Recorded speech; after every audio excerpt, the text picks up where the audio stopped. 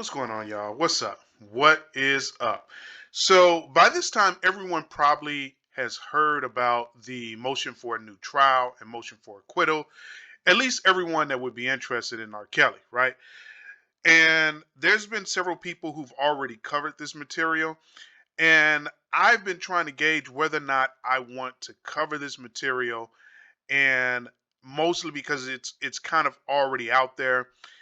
I get it, not a lot of people cover the material the way I do. I like to start off with the facts, or I like for my material to be fact based, and then from there, give my own opinion, whatever. So, um, I'm thinking about covering that material on my channel, but I've already looked at the two documents. Those documents, I think each of them, the motion for the new trial and the motion for acquittal, those documents are huge, absolutely huge. So I'm trying to gauge whether or not that would have any value on my channel. Now, I've come out and I've said many times before, I support R. Kelly. However, this is not the R. Kelly channel, right? And I will be covering lots of R. Kelly's content, right? Because he has lots of things going on. He has lots of trials coming up, and with those trials, at the end of those trials, there's going to be appeals and post motion. There's going to be post judgment activity on a lot of those trials, and I'll be covering a lot of that, but I'm not sure I'm going to be able to cover all of it. So what I like to do is just kind of gauge the interest on whether or not people want me to cover the motion for a new trial and motion for acquittal. I did kind of skim through this, and I got to tell you up front, there's a lot of great stuff in those motions. I think Jennifer Bojine has done a wonderful job, and I think that I think there's kind of a cold war that's kind of happening now with Jennifer Bojine and the court, right? Judge Ann Donnelly. And in my own personal opinion, no judge really wants to have her judgment overturned, right? So even though it's not necessarily her judgment, there's a jury verdict here, right? But there were some things in Jennifer Bojine's motions that naturally puts the judge on spot, right? Puts the judge on in the spotlight. And I'm not going to get into that right here, right now, but Judge Ann Donnelly is actually on the spot. She's on the spot because of the work that Jennifer has done, right? So it's going to be interesting to see how this plays out. Now, I'll give you my overall take on the whole thing. My overall take is that, again, there's this cold war between Jennifer Bojine and Judge Ann Donnelly. I don't think it's purposeful, right? I don't think Jennifer Bojine is trying to call Judge Ann Donnelly out, but I think because of the way Judge Ann Donnelly has conducted her trial, I think she's naturally on the spot. And, everybody's human, right? So there's a natural response when you're being put on the spot like that. And I think one of the things about judges, they have one of the most powerful positions in the United States, right? There's only so many positions out there that has so much power, and I think judges has one of them, right? And I think being in a position of power like that as a judge, nothing to do with R. Kelly case, but to have someone put you on the spot and essentially say, hey, you did you're incompetent, you did bad work, none of the shit should have ever went down, right? So I think Jennifer has put Judge Ann Donnelly on the spot. It wasn't done. I don't think it was done intentional. It wouldn't make any sense for it to be done intentional. I think this is just kind of what naturally happens when people start filing the post motion motions and so on and so forth. And one of the things I'll throw out there, I think that Jennifer is actually doing, she's trying to get things into the record for appeal, right? So I'm not sure if a lot of you are aware of this, but if you didn't argue it in the court, you can't argue it in the appeals court. So you can't, for example, like you go to trial, you have your case, and let's say you left off, you had these arguments that you want to make, arguments A, B, C, and D, but for whatever reason, you didn't file the argument C and D. So C and D got left out. But argument C and D could have been really good arguments, but you didn't put it in your response in the initial filings, and you end up in a situation where you didn't argue it in court. So now, when it comes time to appeal, you can't come to the appeals court and say, hey, judge, or you can't come to the appeals court and say, well, hey, I argued issues A, B, and C, but I left out C and D. I want to go ahead and argue C and D. You can't do that, right? So I think one of the things that Jennifer Bodine is doing is that she's arguing additional issues because she's going to appeal on those issues. However, she couldn't appeal on those issues if she didn't present it in the lower courts, right? So that's one of the things that's happening. And I think she just has some incredible arguments that she's put in her motions, right? So naturally, this puts Judge Ann Donnelly on the spot because uh, I think that Judge Ann Donnelly is basically compelled. Excuse me. I think Judge Ann Donnelly at this point is basically compelled to basically give R. Kelly acquittal, and then if necessary, have a new trial. But I think an acquittal is basically in order here, and I can get into all that once I gauge how much people want to see this content. So if you really want me to cover that material, the motion for a new trial and the motion for acquittal, hit me up on my Cash App, right? So my Cash App information will be below in the details, but the Cash App for me is basically the non-lawyer, right? So support the channel, and based on whether or not I get any support from people who come to the channel on a regular basis to see R. Kelly content, will help me to determine whether or not people want to see that content on my channel. So today, what I'm actually going to do, I'm actually going to answer a question that was thrown at me, and people were asking, how is it that they've already had the R. Kelly trial, and they're now coming back trying to do all this stuff, ask for an acquittal.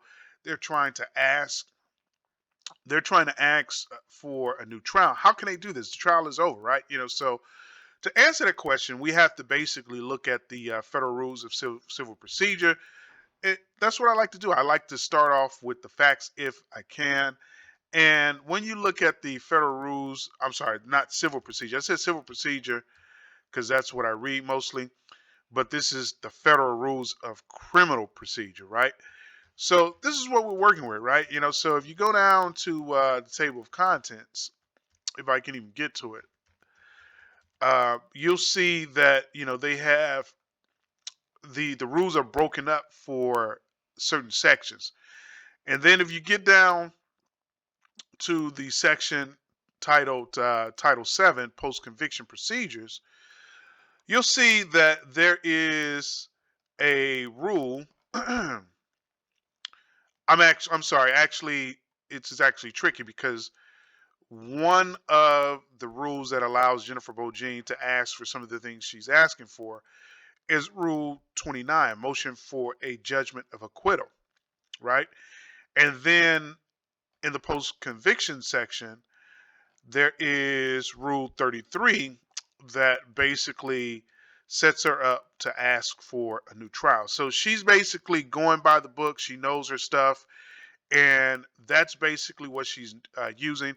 I've talked about a lot of this stuff in several of my other videos, but I just thought it'd be a good idea just to start this video off with looking at how R. Kelly is able to ask for this stuff, right? And based on the interest, right?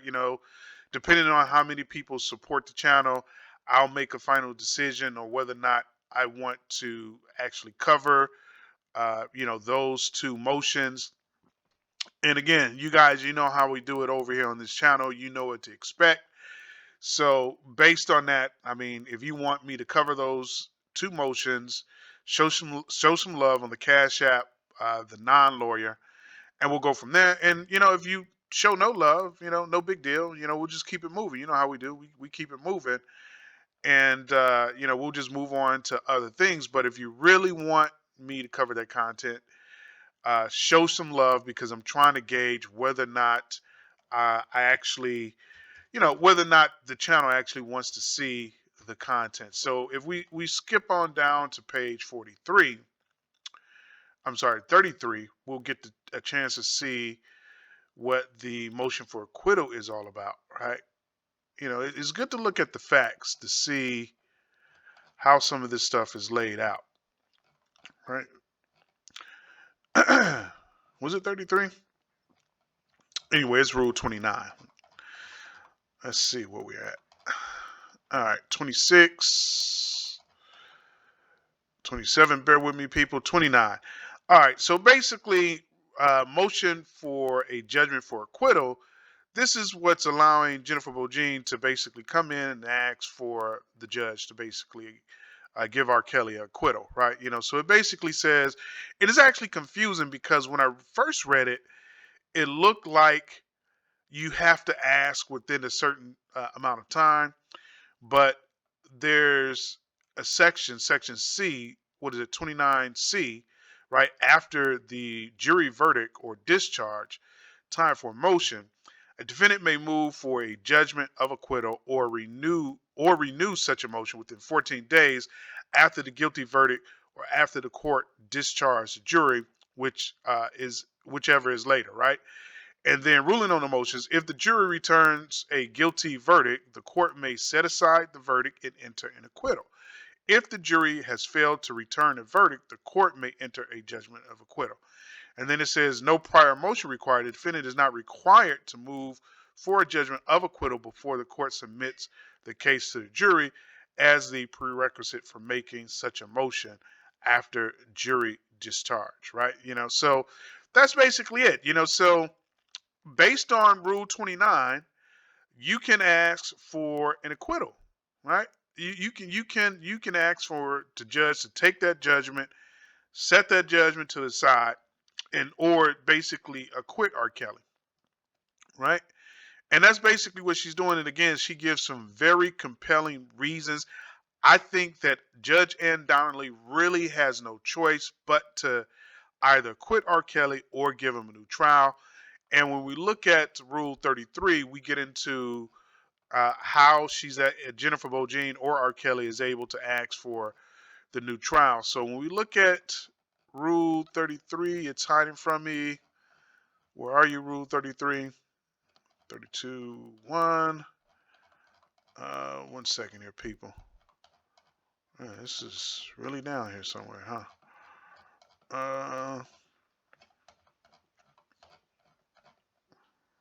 All right, so Rule 33, new trial, right? So upon the defendant's motion, the court may vacate any judgment and grant a new trial if the interest of justice so requires. If the case was tried without a jury, the court may make additional testimony and enter a new judgment. Time to file, right? Newly discovered evidence. Any motion for a new trial grounded on newly discovered evidence must be filed within 3 years after the verdict or finding of guilty. And this is not what we're doing here. If an appeal is pending, the court may not grant a motion for a new trial until the appellate court remands the case, right? So this is why I argue that you don't always want to just rush on over to appeals court. When you look at Tasha K and her situation, Tasha K, from what she said, she filed an appeal, right? And she's going to keep us updated on the appeal, right? I think that's a mistake. I think that's a mistake because there's several things. There's a difference between civil and criminal, but in both situations, there's several things that you can do before you ask for an appeal, because a lot of times the appeals courts want to see that you gave the judge a chance to correct any errors in the case before you waste the appellate court judge's time and drag the case up to the appeals court. So that's why it's always good to file what's called post conviction or post judgment motions to see if you can actually find a way to get a win, basically, right? So I think in Tasha K's situation, I found out that she can actually file something called a remitter, which is basically a motion to reduce the damages, right, that was awarded. Of course, Tasha K could have asked for a new trial, right? There's lots of things that there's lots of options Tasha K had available to her. Um, Instead of appealing, you really want to go for those options, and you really want to see if you can get some type of satisfactory judgment out of the lower courts before you run to an appeal court. Most importantly, if there was anything missed in the lower court, you want to make sure you get all that stuff on the record before you go up to the appeals court. Because again, once you go to the appeals court, you won't be able to make new arguments, basically. And then it just goes on other grounds. Any motions for a new trial grounded on any other reasons than newly discovered evidence must be filed within 14 days after the verdict of finding guilty. So technically, RKelly shouldn't be able to file a motion for a new trial, but I believe what was done is that after the jury put in the guilty verdict, they did actually file several post-judgment motions, and one of them was an extension of time to give them more time to file, these motions. And don't correct me if I'm wrong, but there was a lot of confusion in the case, and a lot of R. Kelly's lawyers leaving the case.